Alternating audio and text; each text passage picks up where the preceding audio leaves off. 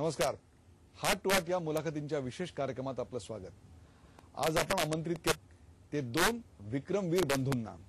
हे विक्रमवीर बंधू कार्यक्रमात आपलं स्वागत. आज आपण आमंत्रित केले ते दोन विक्रमवीर बंधूंना. हे विक्रमवीर बंधू आहेत नाशिकचे. नाशिकच्या दोन डॉक्टर बंधूंना सायकलिंगचं वेड काय लागतं, त्या सायकलिंगच्या वेडाचं रूपांतर त्याच्यात ध्यास मिळवून एक प्रकारचं प्रावीण्य मिळवण्यामध्ये कसं होतं, त्यानंतर रेस अक्रॉस अमेरिका अशा अमेरिकेतल्या अत्यंत खडतर आणि प्रतिष्ठेच्या स्पर्धेत ते भाग काय घेतात आणि अत्यंत विक्रमी वेळात ते पूर्ण काय करतात, त्यात पहिले काय येतात, हे सगळंच अचंबित करणार आहे.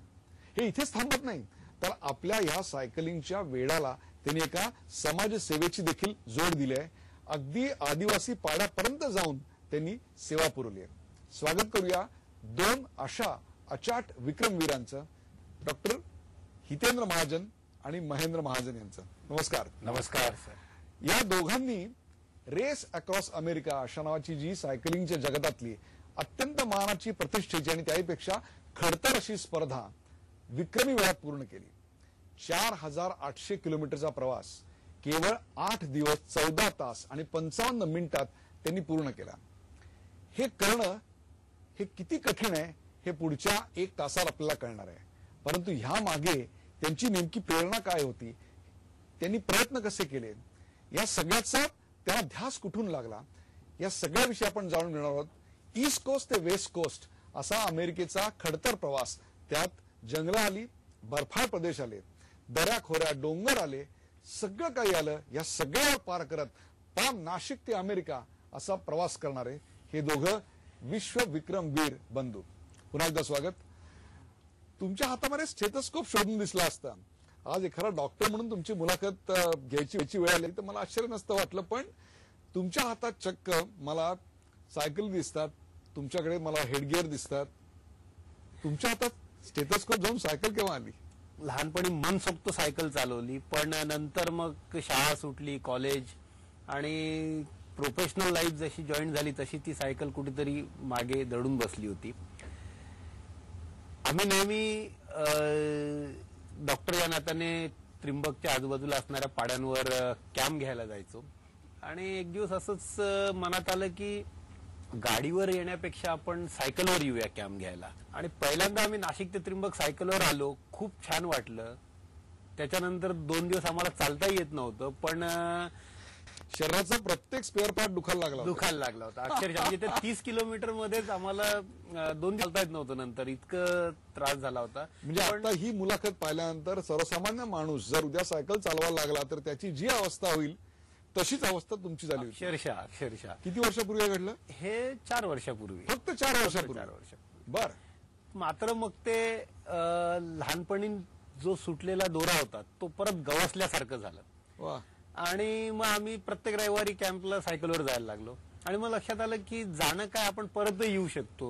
मग असं करत करत 30 किलोमीटरचं 60 झालं, 60चं 100 झालं आणि 100चं इथपर्यंत कधी येऊन पोचलं म्हणजे आम्हालाही कळलं नाही. मनाली लेह झालं, ठाणे नाशिक झालं, त्र्यंबक झालं, अंजनेरी पर्वतावरचा तो कच्चा रस्ता, इथपर्यंत सगळं ठीक आहे. त्याच्या पुढे थेट आपण रेस अक्रॉस अमेरिका, ज्याचं आकर्षण जगातल्या सर्व सायकलिस्टना आहे, त्याचं स्वप्न तुम्हाला कसं आणि का पडलं? मध्ये एक टप्पा होता या दोघांच्या मध्ये, एक फार महत्वाचा टप्पा होता ज्याच्याबद्दल सांगू इच्छितो.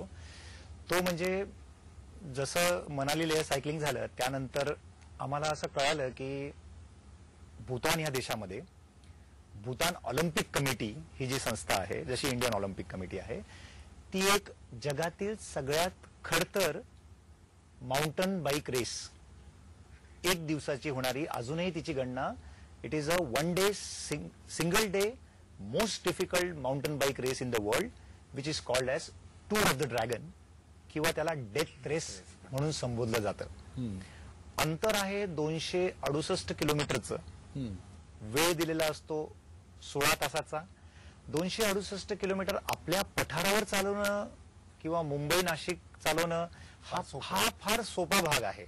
पण 268 किलोमीटर हिमालयात चालवणं, जिथे एक एक घाट 40 ते 60 किलोमीटरचा वर न्यायचा, परत खाली आणायचा, परत 40 ते किलोमीटर वर न्यायचा, परत असे 3 मेजर त्याला पास म्हणतात जिथे आपण क्रॉस करतो त्याला. तर हे पास हे कंटिन्युअस चढ चढून त्यामुळे त्याची टफनेस वाढते. तर ही स्पर्धेबद्दल थोडक्यात माहिती देतो.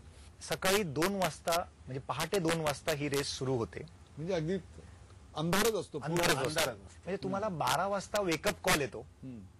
आपल्याला काही 6 वाजता झोपायची सवय नसते. आपण झोपतो ते 9-10 वाजताच. 1 तास लोळलं आणि लगेच वेकअप कॉल येतो की रेससाठी या. 1 वाजता त्या भूमतांग म्हणून एक जागा आहे सेंट्रल भूतानमध्ये, तिथे सगळे त्या चौकात जमा होतात आणि तिथून थिम्पू हे जे कॅपिटल आहे असा अर्धा देश आपण त्या 268 किलोमीटर मध्ये क्रॉस करतो. 2 वाजता ही रेस फ्लॅग ऑफ होते. आणि त्यावेळेस ज्यावेळेस आम्ही ही रेस अटेम्प्ट केली त्यावेळेला जेव्हा आम्ही तिथला थोडे दिवस अगोदर गेलो होतो, तिथल्या जेव्हा आम्ही टरेन पाहिलं तेव्हा खरंच एक धास्ती बसली होती की हे होईल की नाही दिलेल्या वेळामध्ये. पण आम्ही आमचा प्रयत्न चालवला. म्हणजे चढ खूप कष्टाचे असतात. इथे आम्ही प्रॅक्टिस त्याच्यासाठी सराव केला होता इथे. तर काय विशेष असं सराव काय केला होता? हा तो एक कसारा हा फार चांगला घाट आम्हाला जवळ मिळालेला आहे.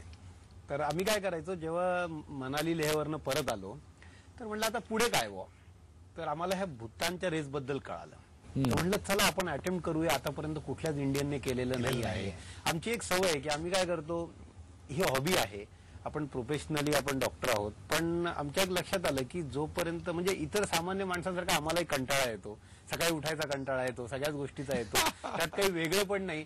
पण आमच्या एक लक्षात आलं की पुढे जर आपण काहीतरी टार्गेट ठेवलं तर मग आपण ते अचीव्ह करायला प्रयत्न करतो. बरोबर, हा टार्गेट नसेल ना तर मग आज नको ना, जाऊ द्या उद्या जाऊ सायकलिंगला, असं होतंच. म्हणजे आमच्याही मनात येतं.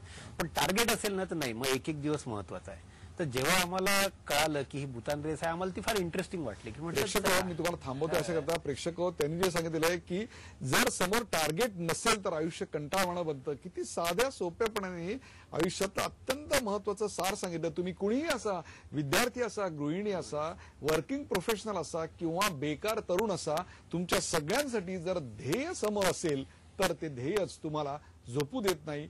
जे झोपत नाहीत त्यांनाच स्वप्न पडत असतात. त्यांना एक स्वप्न पडलं ते अशा भूतान मधल्या मोठ्या रेस त्याची तयारी ते सांगतायत. आणि मग आम्ही तोपर्यंत कुठल्या स्पर्धेत भाग घेतला नव्हता असा. म्हणजे त्याच्या आधी पुण्याची एंड्युरो रेस जी आहे प्रसाद पुरंदर यांची, ती आम्ही जिंकलो होतो. We are the first civilian to back that prize in fact. म्हणजे त्याच्या आधी नेहमी एनडीए किंवा बॉम्बे सेफर्सच्या मुलांचं वर्चस्व असायचं त्याच्यामध्ये, पण ती जिंकलो होतो आम्ही. त्यामुळे आमचा कॉन्फिडन्स थोडा वाढला होता. आणि मग भूतानच्या रेस बद्दल आम्ही अभ्यास केल्यावर आमच्या लक्षात आलं की ठीक आहे बुवा, 270 किलोमीटर 16 तास. तर आमचं 2 टार्गेट होतं. आम्हाला तोपर्यंत सायकलिंग मधलं आम्ही असं गुरासारखी सायकल चालवायचो. म्हणजे त्यातलं काही टेक्निकॅलिटीज किंवा कशी चालवायची असते हे कोणी शिकवलं मग? काही माहिती तोपर्यंत काही कल्पना नव्हती. तर तेव्हा आम्हाला एकच कळालं की ठीक आहे, आपल्याला 16 तास सायकलच्या सीटवर बसता आलं पाहिजे आणि पॅडल मारता आलं पाहिजे. मग आम्ही म्हटलं की चला आपण आता बॉम्बे पुणे रस्त्यावर प्रॅक्टिस करायला लागू. अमेझिंग. आणि आम्ही सुरुवात करायचो, नाशिकवरनं निघायचो. पहिल्यांदा तर अक्षरशः शहापूर पर्यंत कसं बसं आलो आणि परत जाताना गाडी मागवावी लागली होती आम्हाला. पण नंतर पुढच्या संडेला परत आलो. तसं असं करत करत आम्ही ठाणा टोल नाक्यापर्यंत येऊन नाशिकला परत, आणि तेही 13 तासात जायला लागलो. म्हणजे सकाळी निघायचो, ठाणा टोल नाक्याला यायचो, कारण ठाण्याच्या पुढे मग ट्रॅफिक लागायची, म्हणून आम्ही ठाणा टोल नाक्यावरनं यू टर्न घ्यायचो आणि नाशिकला परत जायचो. असं करून आमचं ते 300 किलोमीटर 13 तासात व्हायचं. तर आम्हाला तो कॉन्फिडन्स झाला की आपण 300 किलोमीटर 13 तासात करतो, म्हणजे भूतानचा जो वर खालचा रस्ता आहे तो आपल्याला 16 तासात करता येईल. अशा पद्धतीने आम्ही आमचं, तोपर्यंत आम्हाला फार डाएटचंही नॉलेज नव्हतं, काही नव्हतं, पण एवढ्या तयारीवर आम्ही भूतानला गेलो. ती रेस आम्ही करू शकलो. We were the first Indian to complete that race. तिथल्या प्रिन्सने सुद्धा आमच्यासोबत सायकल चालवली त्या रेसमध्ये. त्या प्रिन्सने स्वतः ती रेस कम्प्लीट केलेली होती आदल्या वर्षी. आणि जे आता प्राईम मिनिस्टर आहेत भूतानचे, ते तेव्हा ऑपोजिशन मिनिस्टर होते, आणि ते सुद्धा आमच्यासोबत त्या स्पर्धेत उतरलेले होते. आणि त्यांनी पण ही स्पर्धा कम्प्लीटली होती. त्यामुळे आमचा खूप असा युफोरिक अनुभव होता की भूतानमध्ये गेल्यानंतर आणि ती रेस, आणि परत आल्यानंतर people started calling us dragon doctors. पुण्याच्या सकाळ टाइम्सने आम्हाला ड्रॅगन डॉक्टर, खऱ्या अर्थानं तुम्ही मृत्यूला स्पर्श करून येणारी अशी स्पर्धा पूर्ण केली यशस्वीरित्या. त्याने एक प्रचंड आत्मविश्वास दिला. म्हणजे डेथ रेस त्याला यासाठी म्हणतात की तो रस्ता आपणच मेंटेन करतो, आपलं गव्हर्नमेंट, भूतानचे रस्ते इंडियन अगदी खराब रस्ते असतात ते कडतड, कारण इतका पाऊस आणि हे असतो त्याच्यामध्ये, वर खाली 4 वेळा, एका बाजूला दरी असते, एका बाजूला कडा असतो. जर तुम्ही पडलात दरीत आणि कोणी पाहिलं नाही तर अख्ख्या 270 किलोमीटर मध्ये तुम्हाला कुठे शोधायचं हे कोणालाच कळणार नाही. त्यामुळे याला ते डेथ रेस म्हणतात. आणि हा पास जो असतो वरती जो असतो त्या पास मध्ये धुकं असतं आणि खाली आलं की मग खाली दिसायला लागतं गाव वगैरे. असं प्रत्येक वेळेला होतं, तुम्ही वर जाता, तुम्ही धुक्यात जाता आणि खाली उतरता. म्हणजे एन्जॉय करायचं म्हटलं तर तो एक वेगळा थ्रिलिंग अनुभव आहे. पण यामुळे त्याला ते डेथ रेस म्हणून संबोधतात त्या रेस. हे तंत्र तुम्ही शिकलात कुठे? हे त्यावेळेस तर नाही शिकलो, म्हणजे हे त्यावेळेस अशा स्पर्धेतनं अनुभवातनं शिकलो.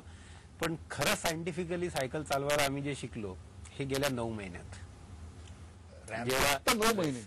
आणि जगातली सर्वात कठीण अशी रेस अक्रॉस अमेरिका स्पर्धा तुम्ही विक्रम करून जिंकलीत, ते केवळ आणि केवळ 9 महिन्याच्या व्यावसायिक ट्रेनिंगवर. काय होतं, काय प्रकारचं शिक्षण होतं? BRM नावाची ऍक्टिव्हिटी असते, आपल्या इंडियामध्ये सध्या खूप फेमस आहे. प्रत्येक शहरामध्ये गेल्या 3-4 वर्षात खूप चांगल्या प्रमाणात वाढली आहे आणि खूप चांगले सायकलिस्ट त्याच्यामध्ये तयार झाले आहेत. तर ही BRM ऍक्टिव्हिटी आम्ही भूतानहून आल्यानंतर करायला लागलो. इनफॅक्ट महेंद्र नाशिकमध्ये पण ऑर्गनाईज करतो याचं. ही ऑडेक्स क्लब ऑफ पेरिसियन जे आहे त्यांच्या अंडर ही ऍक्टिव्हिटी चालते. 200, 300, 400, 600 आणि 1000, 1200 किलोमीटर असे फिक्स टप्पे आहेत आणि एक दिलेल्या वेळेत, फिक्स वेळेत ही पूर्ण करावी लागते. ह्यामध्ये कुठेही स्पीडची स्पर्धा नसते. जो त्या दिलेल्या वेळेत पूर्ण करतो ही इज अ फिनिशर. त्याला एक होमोलोगेशन नंबर आणि मेडल हे फ्रान्सवरनं येतं आणि he is recognised as a randonneur all over the world. ही ऍक्टिव्हिटी आपल्या भारतात खूप चांगल्या प्रकारे चालू आहे. तर ही ऍक्टिव्हिटी आम्ही करायला लागलो आणि ही ऍक्टिव्हिटी करता करता आपल्या इथे हे रेस अक्रॉस अमेरिका जी आहे यांची क्वालिफाईंग रेस होते. म्हणजे याच्यात कोणी स्पर्धक भाग नाही घेऊ शकत, तर you have to qualify to participate in that race. तर याची भारतातही इन्स्पायर इंडिया पुण्याची जी संस्था आहे ती ही रेस कंडक्ट करतात. तर आम्ही 600 किलोमीटरचं ब्रेवे करत होतो मुंबईवरनं महाबळेश्वर, पुणे मार्गे आणि परत. तर त्या तिथे पुण्यामध्ये क्रॉस करताना आम्हाला त्याचे ऑर्गनायझर्स भेटले आणि ते म्हणले की तुम्ही BRM 1000 किलोमीटर आणि 600 किलोमीटर इतकं सहज आणि चांगल्या याच्यात करतायत, तर why don't you participate in this qualifying race. तर आम्ही त्यांना म्हटलं ठीक आहे बुवा, आम्ही करू असं. आणि मग आम्ही त्याच्या आधी आम्ही दिल्ली वाघा बॉर्डर, दिल्ली 1000 किलोमीटर 61 तासात केली होती.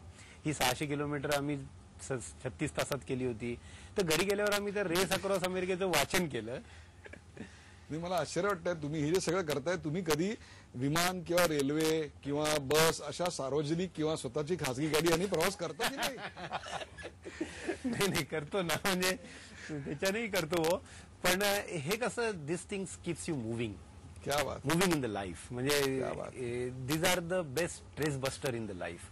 म्हणजे as a professional I take it as a stress buster. म्हणजे you can meditate on cycle, क्या बात, एनिथिंग. हा, म्हणजे जेव्हा तुम्ही पॅडल मारता त्याच्याशी एकजीव होता निसर्गामध्ये, तुम्हाला कोणी डिस्टर्ब करायला नसतं. तुम्ही हायवेवर असता, रस्त्यावर असता, कुठल्याही इंटरनेटच्या रोडला जा, तुमचा संवाद चालू असतो सायकलीशी त्या पॅडलच्या प्रत्येक याच्यामध्ये. And there is nothing like that. म्हणजे एवढं तुम्हाला स्ट्रेस बस्टर कुठे असतो, एक रिदम जनरेट होतो तो. आणि तो रिदम तुम्हाला निसर्गाबरोबर आणि स्वतःशी तादात्म्य व्हायला शिकवतो. आणि त्यातून जे निर्माण होतं, ते निर्माण जे होतं त्याचा अवर्णनीय आनंद तुम्ही, that is silence, that is peace. वा.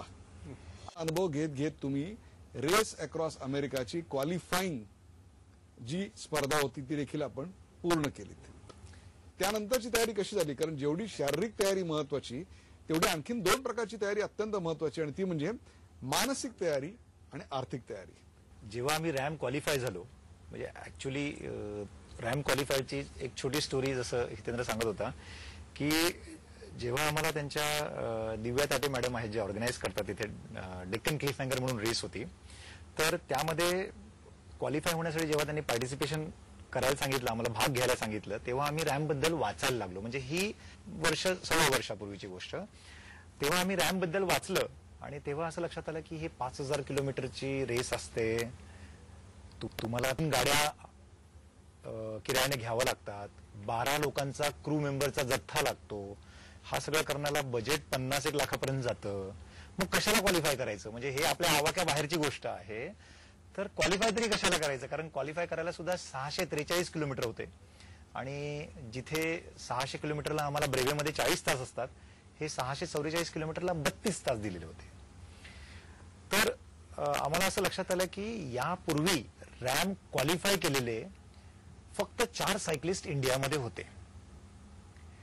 तर आपलं पण आपण जर क्वालिफाय केलं, भाग घेणं न घेणं रॅम मध्ये हा दुसरा विषय, पण ऍटलिस्ट रॅम क्वालिफाईड आपण सायकलिस्ट होऊ आणि पहिल्या 10 लोकांच्या मध्ये गिण्याचुण्या लोक, बोटावर मोजण्यावेळी जे लोक आहेत रॅम मध्ये पार्टिसिपेट करू शकणारे, त्यांच्या गिनतीमध्ये आपण येऊ म्हणून आम्ही रॅम क्वालिफाय केली.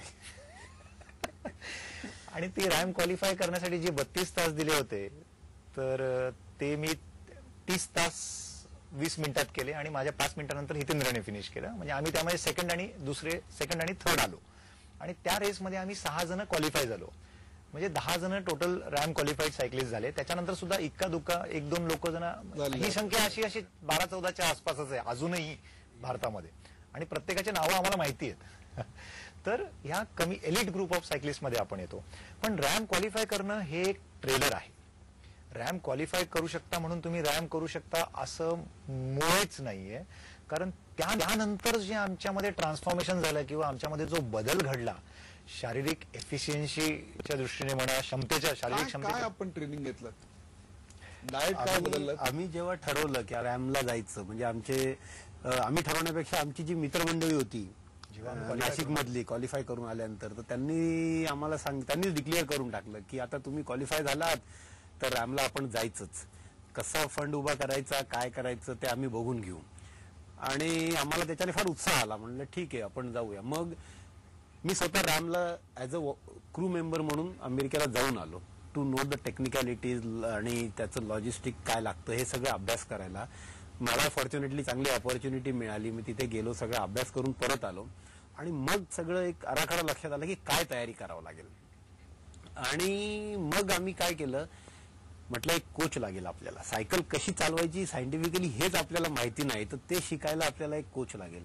आपण आतापर्यंत मानसिक बळावरच सायकल चालवत होतो, चिकाटीने सोडायचं नाही. त्याचं एक तंत्र आहे, ते तंत्र शेवटी शिकावंच लागेल. कारण RAM he something different out of the world, ज्याची गणना top 10 extreme challenges of the world मध्ये, जगातली अवघडातली अवघड अशा स्वरूपाची. एक्झॅक्टली. म्हणजे प्रत्येक वर्षी सक्सेस रेट हे 25% पण नसतं त्या पार्टिसिपेशनचं. तर म्हणलं हिला लाईटली घेऊन आता चालणार नाही, विल हॅव टू. आणि नुसतं हे ताकदीच्या बळावर मारण्यासारखं नाहीये.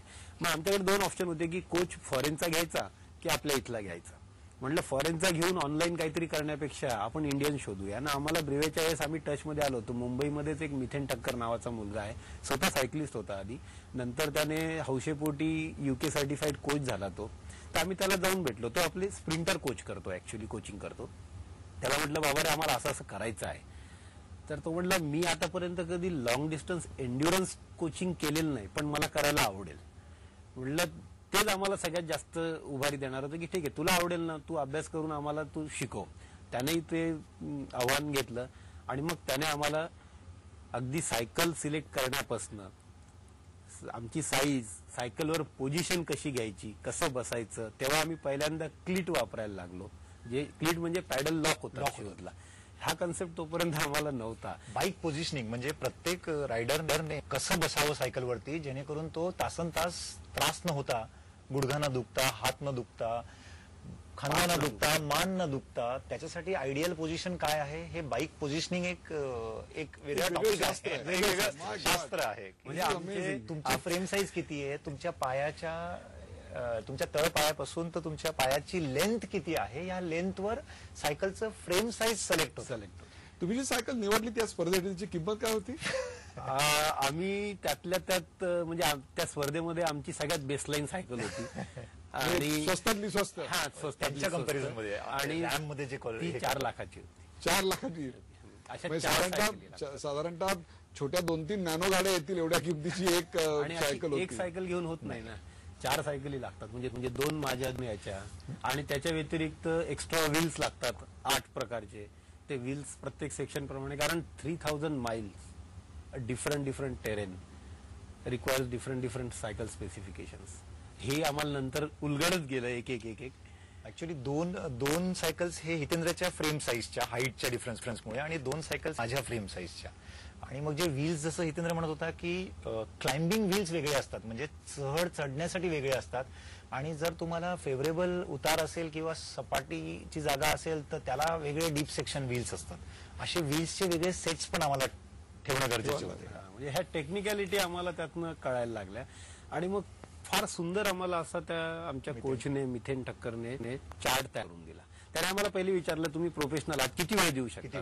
तर मग आम्ही सांगितलं आम्ही वीकडेला 300 तास देऊ शकतो आणि संडेला तुम्ही म्हणाल तेवढा 10-12 तास किती पण. छान असं चार्ट करून दिला सायंटिफिकली. त्यातले बरेचसे टर्मिनॉलॉजी आम्हाला कळायचे नाही. आम्ही त्याला विचारायचो पीएच म्हणजे काय, मग तो सांगायचा पॅडल हॅमर.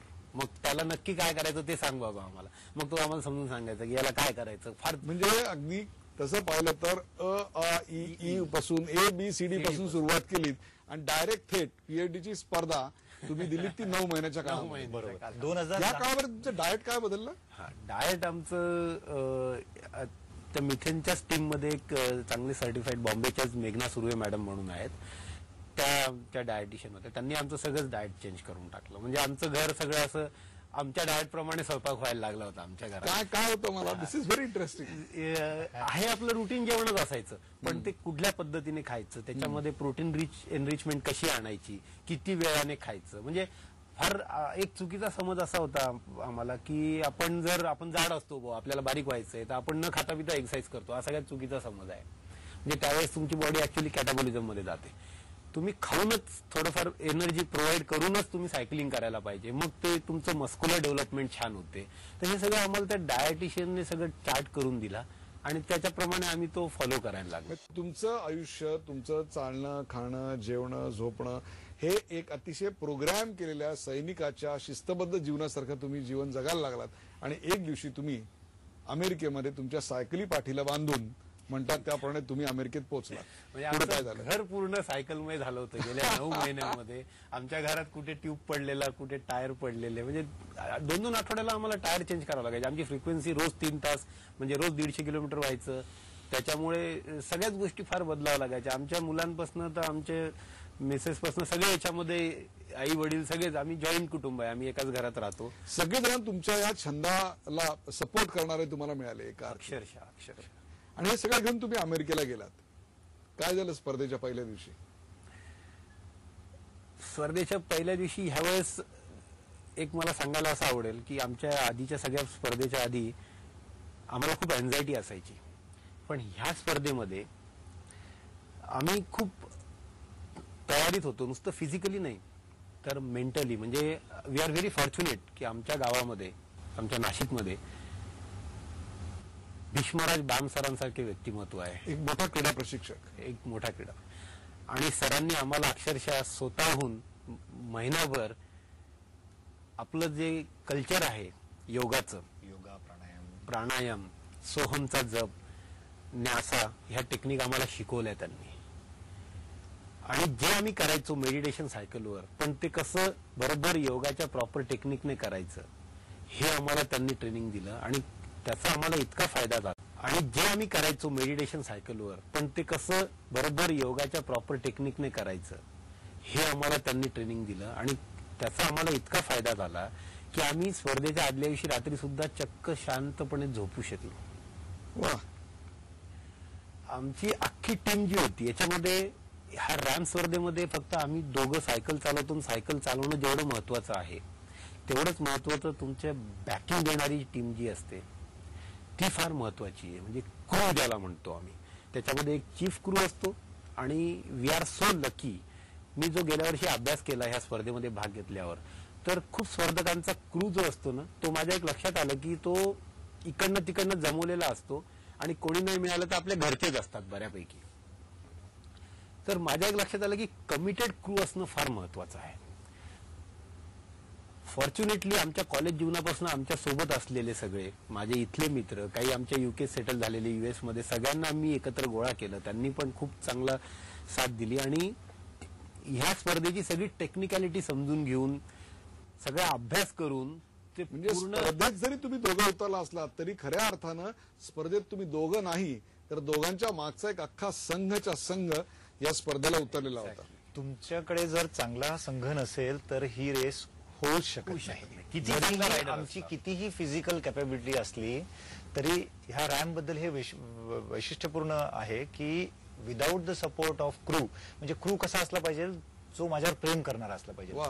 माझ्यासाठी डेडिकेटेड असला पाहिजे, माझ्यासाठी वाटेल ते करायला तयार असला पाहिजे, कमीत कमी झोप घेऊन जास्तीत जास्त काम करायला तयार असला पाहिजे, तरच अक्षरशः नंतर तर एवढं थोडं फटीक असायचं आम्हाला की आमचे ट्विस्ट करून आमचे ऍपरल सुद्धा काढताना स्प्रेन येईल का काय, किंवा ते आमचे ऍपरल चेंज करण्यापासून तर आम्हाला खाऊ घालण्यापासून एवढी नर्सिंग सगळ्यांनी केलं. परंतु या सगळ्या काळामध्ये ईस्ट कोस्ट ते वेस्ट कोस्ट अमेरिका मी अनेकदा कारनी प्रवास केलेला आहे, परंतु अतिशय हवामान प्रतिकूल असतं, प्रचंड बदलत जातं, कुठे बर्फाळ देश आहे तर कुठे वाळवंट आहे चक्क.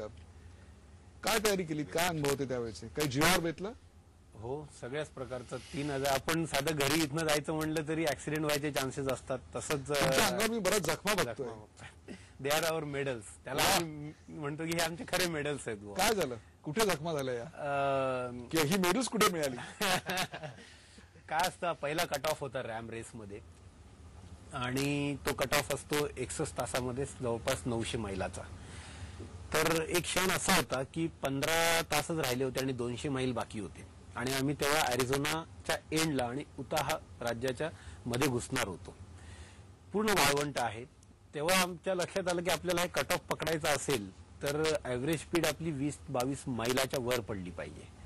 त्यामुळे आम्ही अक्षरशः 30 मैलाने सायकल चालवायला लागलो आणि त्या उतारावर थोडं सायकल कंट्रोल नाही झाली, हँडल वॉबल करायला लागलं आणि माझ्या लक्षात आलं की आता पडल्याशिवाय गत्यंतर नाहीये. तर तेव्हा आता तुम्ही जसं म्हणलं की डॉक्टर असल्याचा फायदा, माझ्या डोक्यात एकच होतं की काही झालं तरी फ्रॅक्चर नाही होऊ द्यायचं.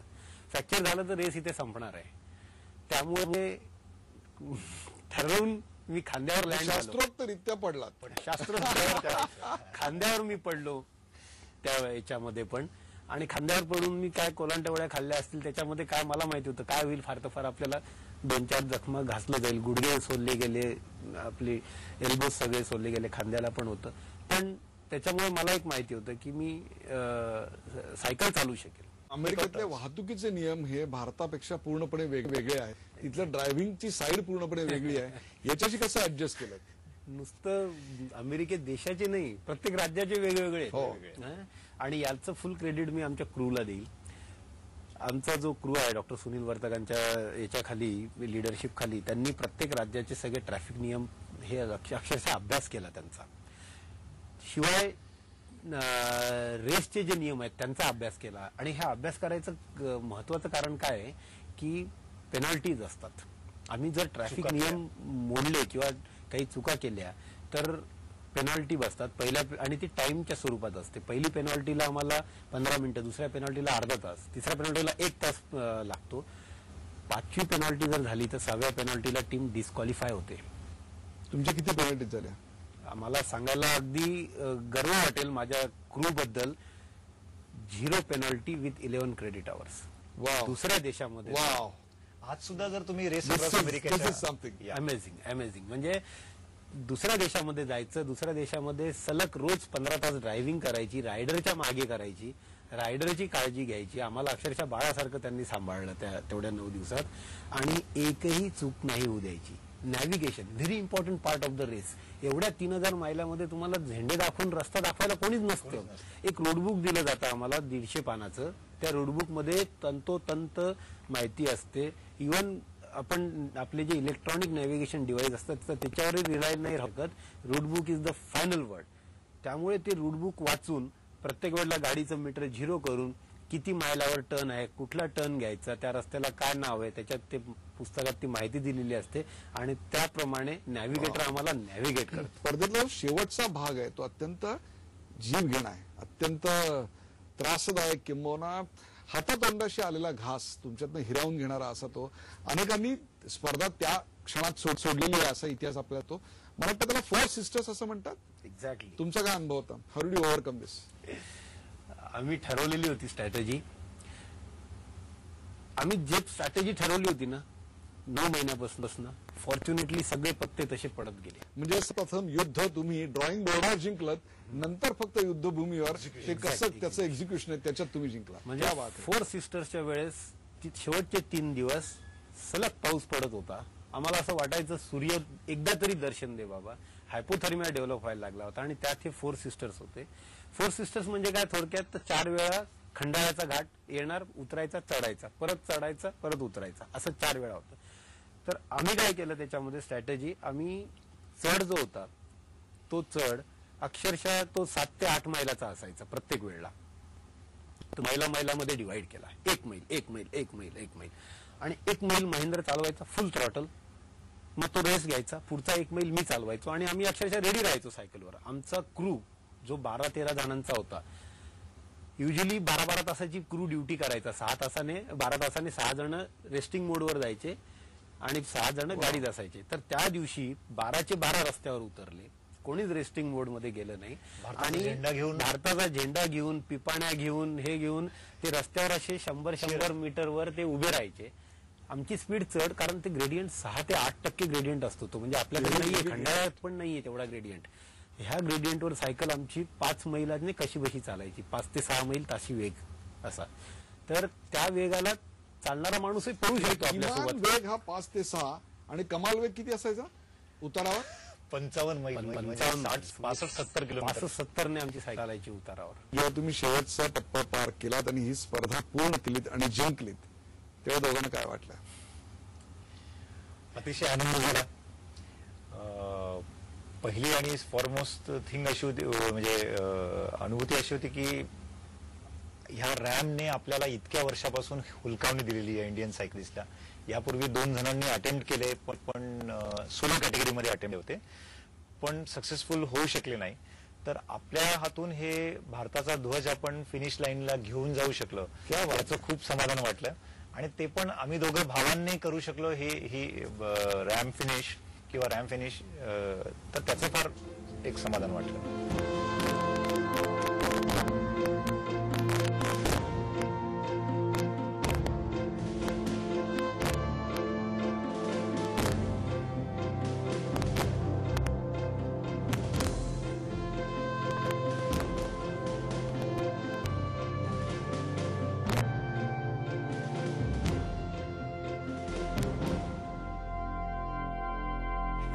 शेवट करताना एक शेवटचा प्रश्न आहे, सायकलिंग आणि सायकल हे तुमच्यासाठी काय आहे?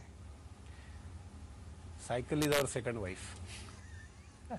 लिटरली. म्हणजे पण कधी माझ्या बायकोला तिचं कधी असूया वाटली नाही.